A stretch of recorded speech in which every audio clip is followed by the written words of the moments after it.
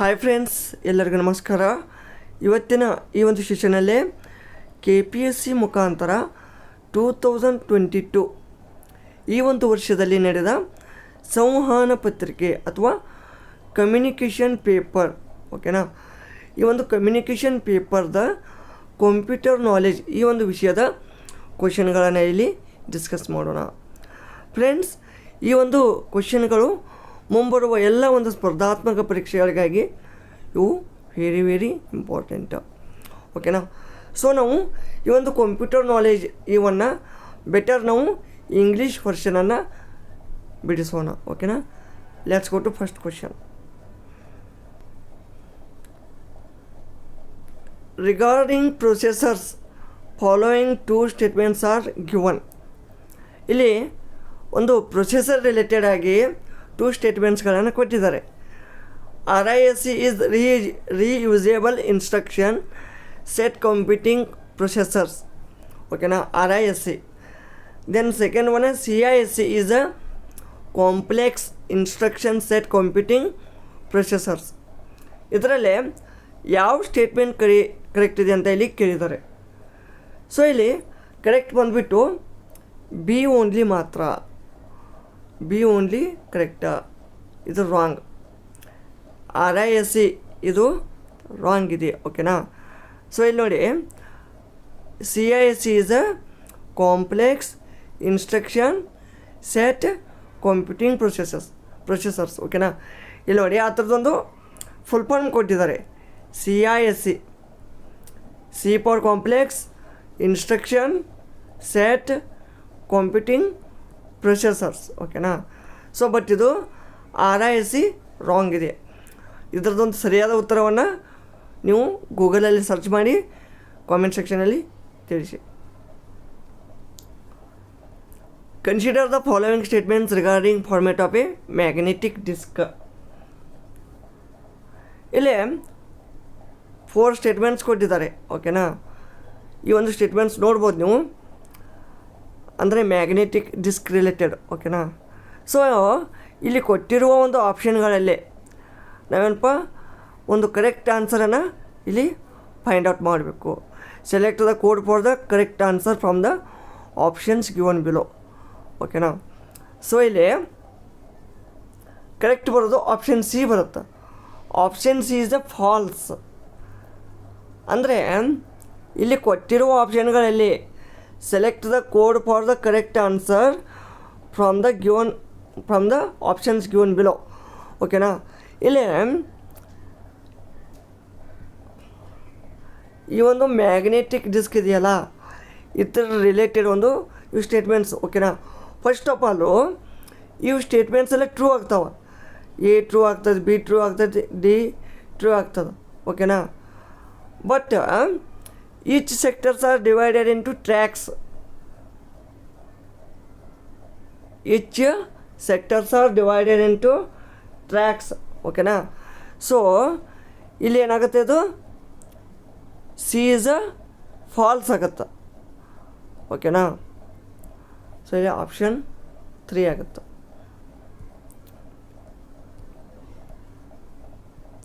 Next FAT 32, NTFS5, HPFS are related to. ಇವೆಲ್ಲ file system, ಓಕೆನಾ.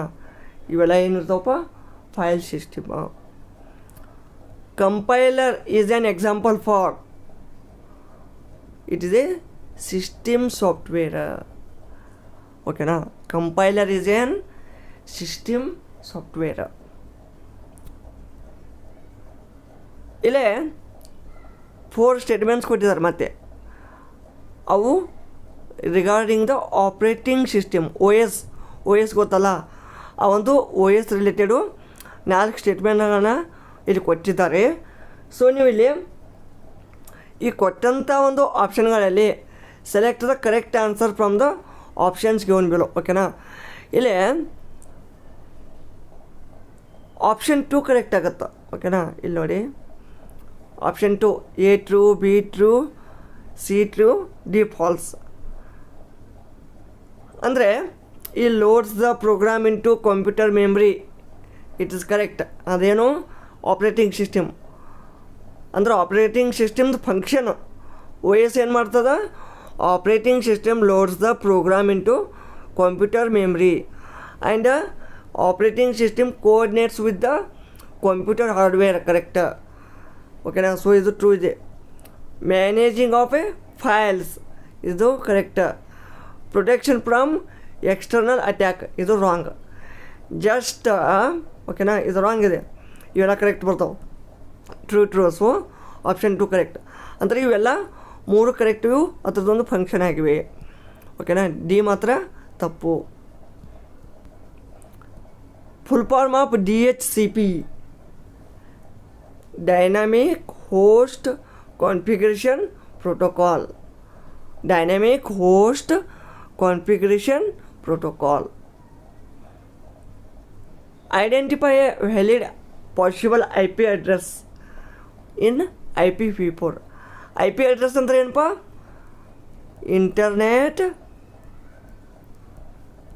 Internet protocol. ಓಕೆನಾ. So ಈ IPv4ದು ಒಂದು ವ್ಯಾಲಿಡ್ ಪಾಸಿಬಲ್ IP ಅಡ್ರೆಸ್ ಏನಾಗುತ್ತಪ್ಪ, ಆಪ್ಷನ್ ನಂಬರ್ 4 ಆಗುತ್ತೆ. ಓಕೆನಾ.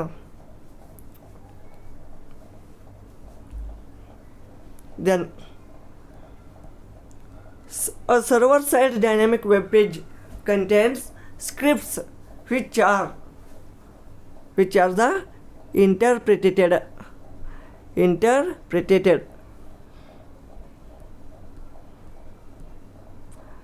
decimal equivalent of 346.8. ಇಲ್ಲೇ 8 ಅನ್ನೋದು ಏನಪ್ಪ, ಇದು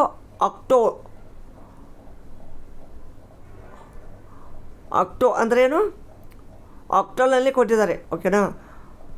ಸೊ ಇಲ್ಲಿ ಇದನ್ನು ಡೆಸಿಮಲ್ನಲ್ಲಿ ಹೇಗೆ ಇಂಡಿಕೇಟ್ ಮಾಡ್ತೀರಾ, ಇದು ಕರೆಕ್ಟ್ ಆನ್ಸರ್ 230 ಆಗುತ್ತೆ. ಫ್ರೆಂಡ್ಸ್, ನಾನು ಬೇರೆ ಒಂದು ಕ್ಲಾಸ್ ಮಾಡೋಣ. ಇಲ್ಲಿ ಡೆಸಿಮಲ್ಲು, ಬೈನರಿ, ಓಕೆನಾ, ಬೈನರಿ, ಆಕ್ಟಲ್, ಓಕೆನಾ. ನೆಕ್ಸ್ಟ್ ಈ 6 ಇದು ಇರ್ತಲ್ಲ, ಏನಪ್ಪ, 1 minute. Decimal first, binary, octal. ಇದು ಬೈನರಿ ಅಂದರೆ 2 ಬರ್ತದೆ, ಆಕ್ಟಲ್ 8. ಓಕೆನಾ. ಸೊ ಈ ಒಂದು ಎಲ್ಲ ಪದ್ಧತಿಗಳನ್ನು, ಈ ಒಂದು numbering system, all types of numbering ಸಿಸ್ಟಮನ್ನು ಒಂದು ಸೆಪ್ರೇಟ್ ಒಂದು ಕ್ಲಾಸಲ್ಲಿ ಡಿಸ್ಕಸ್ ಮಾಡೋಣ. ಇಲ್ಲಿ ನೋಡಿ, ನೆಕ್ಸ್ಟ್ ನೋಡಿ, which of the following language does the computer hardware understand? Computer hardware only understand the binary language. Binary language ಅಂದರೆ ಏನಪ್ಪ, ಬೈನರಿ ಅಂದರೆ ಎಷ್ಟು, 2, 1 and 0. ಓಕೆನಾ. ಇದಷ್ಟೇ ಅಂಡರ್ಸ್ಟ್ಯಾಂಡಿಂಗ್ ಆಗುತ್ತೆ ಹಾರ್ಡ್ವೇರ್ಗೆ. ನೀವು ಏನೇ ಒಂದು ಪೈಥಾನ್ ಲ್ಯಾಂಗ್ವೇಜ್ ಮಾಡಿರಿ, ಯಾವುದೇ ಲ್ಯಾಂಗ್ವೇಜ್ ಮಾಡಿರಿ, ಅದು ಬೈನರಿ ಲ್ಯಾಂಗ್ವೇಜ್ನಾಗ ಅಂಡರ್ಸ್ಟ್ಯಾಂಡಿಂಗ್ ಮಾಡ್ಕೋತದ. Ability to combine multiple names and addresses to same letter document is called mail merge. ಒಂದು ಮಲ್ಟಿಪಲ್ ನೇಮ್ಸ್ ಆಗಲಿ ಅಡ್ರೆಸ್ಸಸ್ ಆಗಲಿ ಒಂದೇ ಲೆಟರಲ್ಲಿ ಮಾಡಬೇಕಂದ್ರೆ ಅವುಗಳನ್ನು ಮೇಲ್ ಮರ್ಜ್ ಅಂತ ಕರೀತಾರೆ. Dash a page orientation where the page is wider than it is tall. ಇಲ್ಲಿ ಲ್ಯಾಂಡ್ಸ್ಕೇಪ್ ಅಂತ ಬರುತ್ತೆ. ಓಕೆನಾ. A page orientation where the page is wider than it is tall. ಹೀಗಿರ್ತವೆ ಲ್ಯಾಂಡ್ಸ್ಕೇಪ್ ಅಂದರೆ ಇಟ್ಟು ಉದ್ದ ಇರ್ತವೆ. ಪೋರ್ಟ್ರೇಟ್ ಅಂದರೆ ಇಷ್ಟು ಕಾಮನ್ A4. ಅದೇ ಇದು ಏನಾಗುತ್ತೆ, ವೈಡರ್ ಆಗುತ್ತೆ. ಈ ಥರ ಇದು ಇಟ್ ವೈಡ್. ಓಕೆನಾ. Wider landscape and portrait. ಓಕೆನಾ. Which of the following is true? ಇಲ್ಲಿ ಟ್ರೂ ಆಗೋದು ಇದು ಮಾತ್ರ. HTTP is a mean for transferring and receiving the web pages. ಓಕೆನಾ. HTTP ಅಂದರೆ ಏನಪ್ಪ? ಹೈಪರ್ ಟೆಕ್ಸ್ಟ್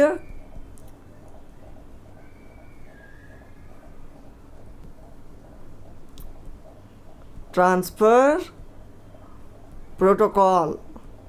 ಓಕೆನಾ.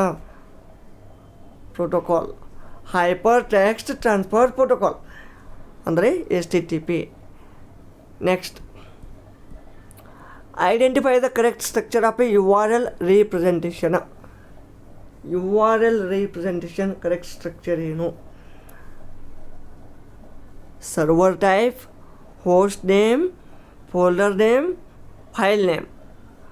URL ಅಂದರೆ ಏನಾಗುತ್ತಪ್ಪ ಇಲ್ಲಿ? ಯೂನಿಫಾರ್ಮ್. ಇವೆಲ್ಲ ಫುಲ್ ಫಾರ್ಮ್ ಗೊತ್ತಿರ್ಬೇಕು ನಿಮಗೆ.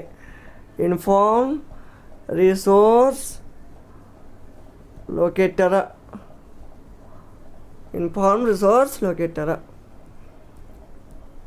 Next, which of the following statement is true with respect to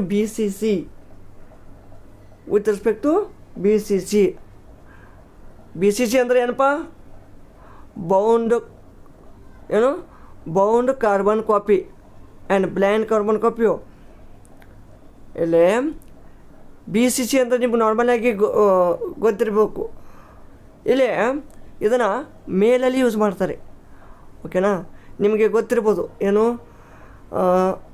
2CC BCC ಅಂತ ಇರ್ತದೆ. ಇಲ್ಲಿ BCC ಅಂದರೆ ಏನು ಅಂತ ಕೇಳಿದ್ದಾರೆ. ಇಲ್ಲಿ 2 ಅಂದರೆ ಏನು? ನೀವು ಯಾರಿಗೆ ಸೆಂಡ್ ಮಾಡ್ತೀರಾ ಅವ್ರಿಗೆ ಮೇಲು.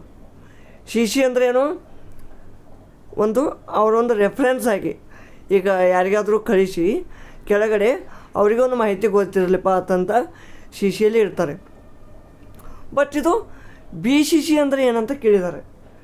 BCC ಅಂದರೆ ಇಲ್ಲಿ ನೋಡಿ, it is stands for blind carbon copy.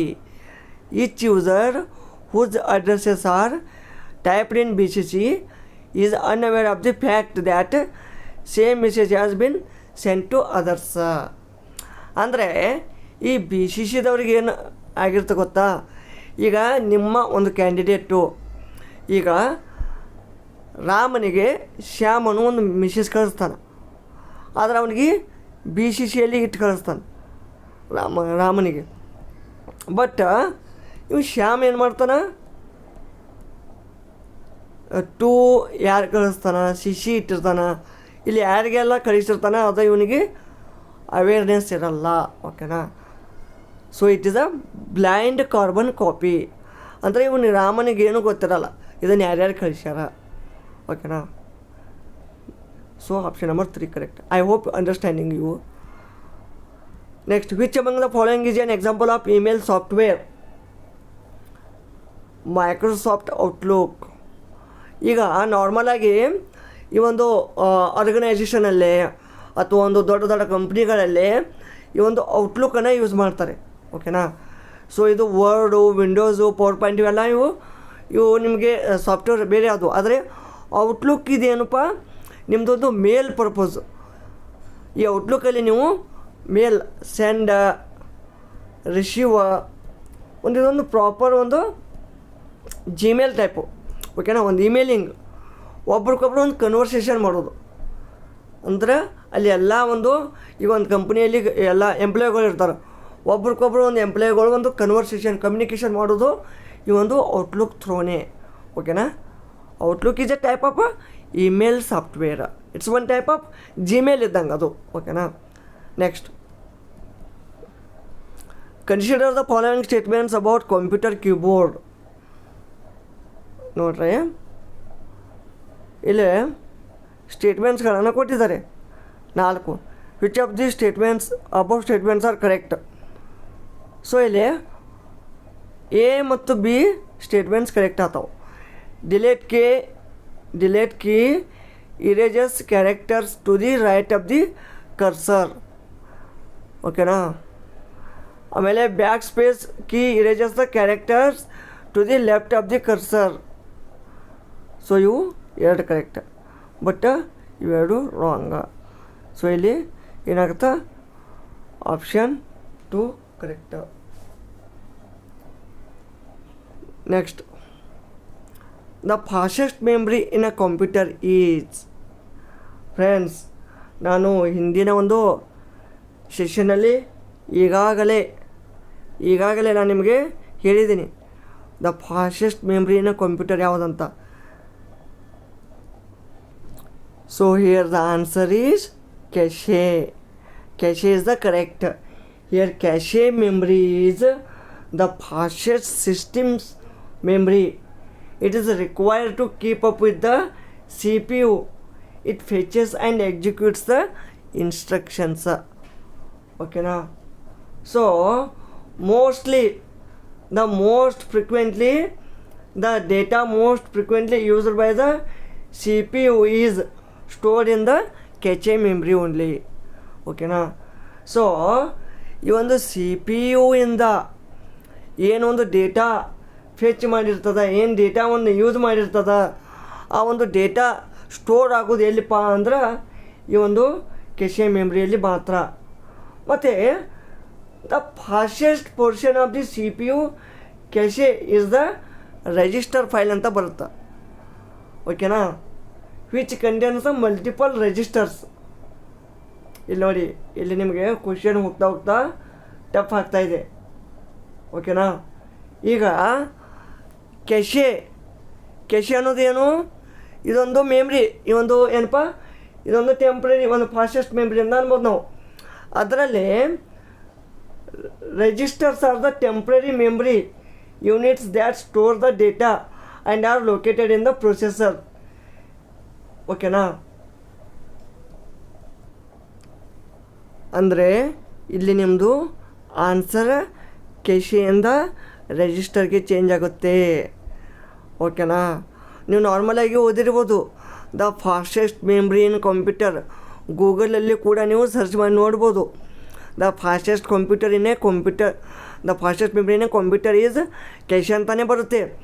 ಆದರೆ ಒಂದು ಡಿಸ್ಕ್ರಿಪ್ಷನಲ್ಲಿ ಕೊಟ್ಟಿರ್ತಾರೆ cache the C P U cache has the so many different ಏನಪ್ಪ ಅಂದರೆ ಮಲ್ಟಿಪಲ್ ರಿಜಿಸ್ಟರ್ಸ್ ಇರ್ತವೆ. ಓಕೆನಾ. ಸೊ ಅದರಲ್ಲಿ ಈ ರಿಜಿಸ್ಟರ್ ಅನ್ನೋ ಒಂದು ಫೈಲ್ ಇರುತ್ತೆ. ಓಕೆನಾ. ಅಂದರೆ ಸಬ್ಬು ಈ ಕೆಶೆಯಲ್ಲಿನೇ ರಿಜಿಸ್ಟರ್ ಅನ್ನೋದು ಮಲ್ಟಿಪಲ್ ಫೈಲ್ಸ್ ಇರ್ತವೆ. So it is the most fastest. ಇದೊಂದು ಪೋರ್ಷನ್. ಸೊ ಇಲ್ಲಿ ಆಪ್ಷನಲ್ಲಿ ಕನ್ಫ್ಯೂಸ್ ಮಾಡಲಿಕ್ಕೆ ಕೊಟ್ಟಿದ್ದಾನೆ. ಸೊ ಇಲ್ಲಿ ಕರೆಕ್ಟ್ ಆನ್ಸರ್ ಏನು ಬರ್ತಪ್ಪ? ರಿಜಿಸ್ಟರ. ಓಕೆನಾ. ನೆಕ್ಸ್ಟ್, ಲಿಟಲ್ ಬಿಟ್ ಕನ್ಫ್ಯೂಷನ್ ಆಗುತ್ತಾ. ಓಕೆನಾ. ಅದಕ್ಕೆ ನಾನು ನಿಮಗೆ ಕೆಶೆ ಹೇಳಿ ರಿಜಿಸ್ಟರ್ ಹೇಳಿದೆ. ಯಾಕೆಂದರೆ ಮೊದಲು ರಿಜಿಸ್ಟರ್ ಅಂದರೆ ಯಾರೂ ನಂಬಲ್ಲ. ಏನಪ್ಪ ಇದು ರಿಜಿಸ್ಟರ್ ಅಂದರೆ ನಾರ್ಮಲಾಗಿ ಯಾರಿಗೆ ಗೊತ್ತಿರಲ್ಲ. ಓಕೆನಾ. Let's go to question next. Consider the following statements with reference to RAM. ಇಲ್ಲಿ ರ್ಯಾಮ್ ಅಂದ್ರೇನು? Random access memory. ಇಲ್ಲಿ 4 ಸ್ಟೇಟ್ಮೆಂಟ್ಸ್ಗಳನ್ನು ಕೊಟ್ಟಿದ್ದಾರೆ. ಇದರಲ್ಲಿ correct the combination only true statements regarding RAM ಬದಲು ಯಾವ ಕರೆಕ್ಟ್ ಅದಾವು? ಸೊ ಇಲ್ಲಿ ರ್ಯಾಮ್ ಈಸ್ ಎ ವೊಲಟೈಲ್, ಇದು correct. RAM influences the speed and power of a computer. So ಇದು correct. RAM is used to write only, ಅಲ್ಲ, wrong. RAM is a read and right memory. ಓಕೆನಾ. ABD. Ram ಇದೆಯಲ್ಲ, ಇದು read only ಅಷ್ಟೇ. ಇದು random access memory. Next, consider the following statements. ಇಲ್ಲಿ ನೋಡಿ 2 statements ಇದ್ದಾವೆ. ಇದರಲ್ಲಿ ಯಾವುದು ಕರೆಕ್ಟ್ ಅಂತ ಕೇಳಿದ್ದಾರೆ.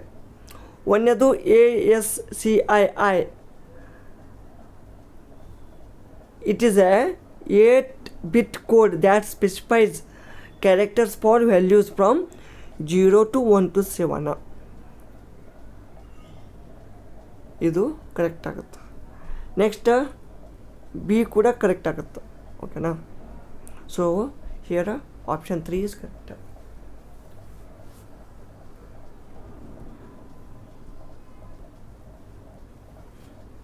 peer-to-peer network means all nodes on the network have equal relationships to all others and support the sharing of resources. ಓಕೆನಾ.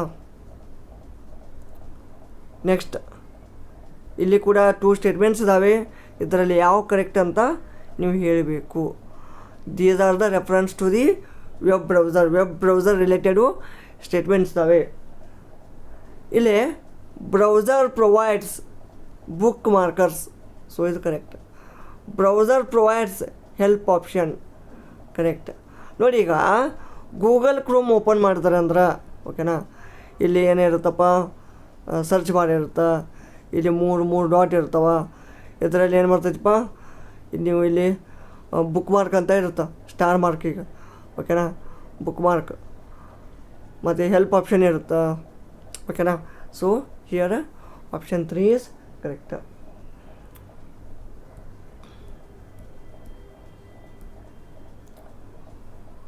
Choose the code which indicates both are object-oriented languages.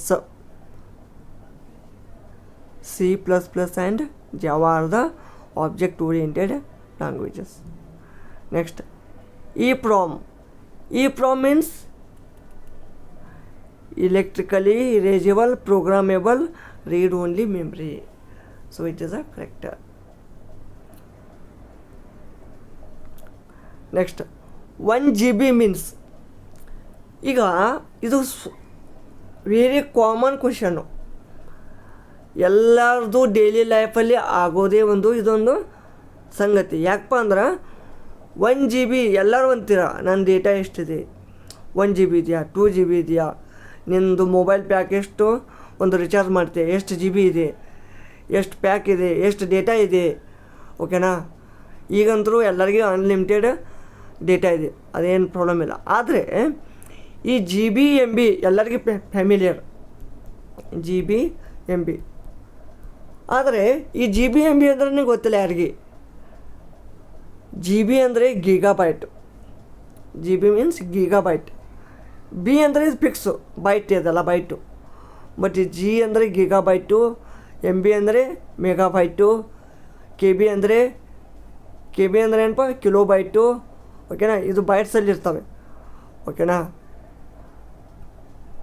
So 1 GB ಅಂದರೆ ಏನಪ್ಪ, 1024 MB ಅಂತ ಬರುತ್ತೆ, 1024 MB ಓಕೆನಾ. But ಇಲ್ಲಿ ಆಪ್ಷನಲ್ಲಿ 2 different ಕೊಟ್ಟಿದ್ದಾರೆ. ಏನಪ್ಪ, 1 MB ಅಂದರೆ ಎಷ್ಟು, 1024 KB. ಇದು ಒಂದೇ ಆಪ್ಷನ್ ಅಂತೂ ಕರೆಕ್ಟ್ ಆಯಿತು, 1024 MB 1 GB ಅಂದ್ರೆ. ಆದರೆ ಇದು ಕೆಳಗಿನದ್ದು ಇದು 102 KB ಅಂದರೆ 1 MB ಅಂದಾಗ. ಸೊ ಏನು 1 MB ಆಯ್ತಿದು ಅಂದರೆ 1024 MB ಆದಂಗೆ ಆಯ್ತಲ್ಲ. ಸೊ ಇದು ಕೂಡ ಕರೆಕ್ಟ್ ಆಗುತ್ತಾ. ಇಲ್ಲಿ 1 KB ಅಂದ್ರೆ 1024 ಬೈಟ್ಸ್ ಓಕೆನಾ. ಇದು 1024 ಅಂದ್ರೇನು 1 KB ಅಂದಂಗೆ.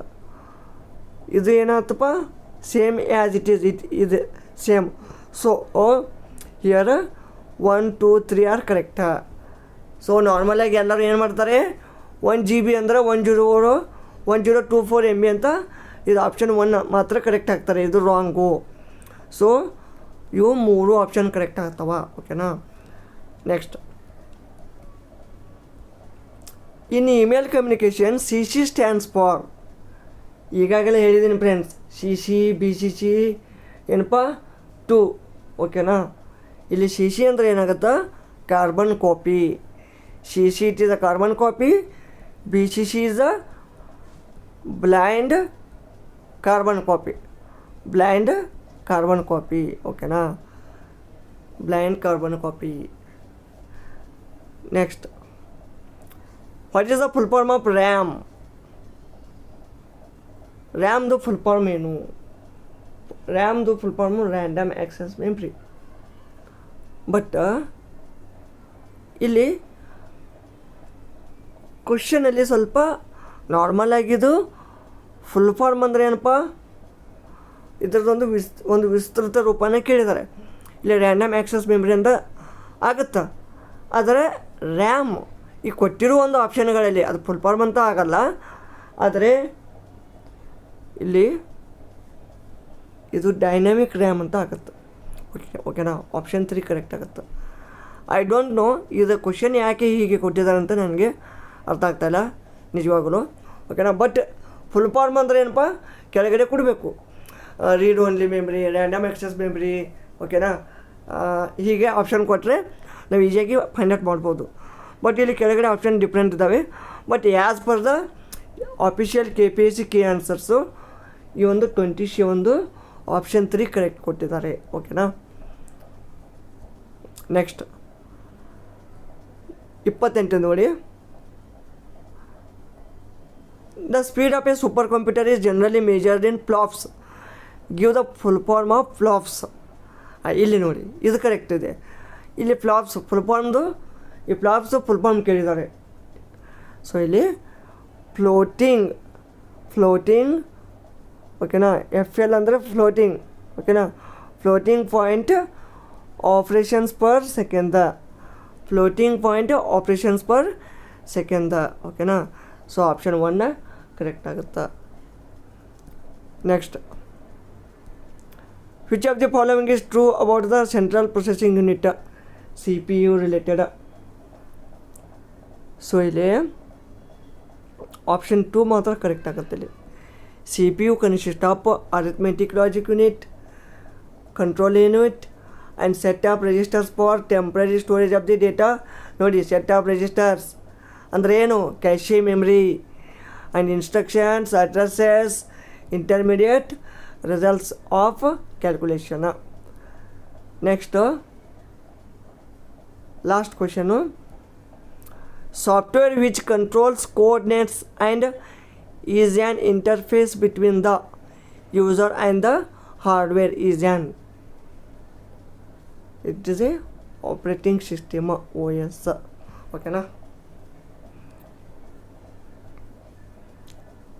ಇದಿಷ್ಟು ಈ ಒಂದು ಕಂಪ್ಯೂಟರ್ ನಾಲೆಜ್ ರಿಲೇಟೆಡ್ ಕ್ವಶನ್ಸ್ಗಳಾಗಿದ್ದು, ಈ ಒಂದು ಮುಂಬರುವ ಎಲ್ಲ ಒಂದು ಸ್ಪರ್ಧಾತ್ಮಕ ಪರೀಕ್ಷೆಗಳಿಗೂ ವೆರಿ ವೆರಿ ಇಂಪಾರ್ಟೆಂಟ್. ಈ KPSCಯಿಂದ ಏನು ಕಂಡಕ್ಟ್ ಆಗ್ತಾವಲ್ಲ, PDO ಆಗಲಿ, KS ಆಗಲಿ, ಗ್ರೂಪ್ C. ಓಕೆನಾ, ಕೆಲವೊಂದು FD SDಯಲ್ಲಿ ಕೇಳ್ತಾರೆ. ಓಕೆನಾ, ಸೊ ಈಗ ಕಾಮನ್ ಆಗಿ ಎಲ್ಲ ಒಂದು ಎಕ್ಸಾಮ್ಗಳಲ್ಲಿ computer knowledge must and very very important ಅಂತ ಹೇಳ್ಬೋದು ನಾವು. ಓಕೆನಾ, ವಿಡಿಯೋ ಇಷ್ಟವಾದಲ್ಲಿ ಲೈಕ್ ಮಾಡಿ, ಕಾಮೆಂಟ್ ಮಾಡಿ. ಇನ್ನೂ ನಮ್ಮ ಚಾನಲ್ಗೆ ಯಾರು ಸಬ್ಸ್ಕ್ರೈಬ್ ಆಗಿಲ್ಲ ಅವರು ತಪ್ಪದೇ ಸಬ್ಸ್ಕ್ರೈಬ್ ಮಾಡಿ. ಧನ್ಯವಾದಗಳು.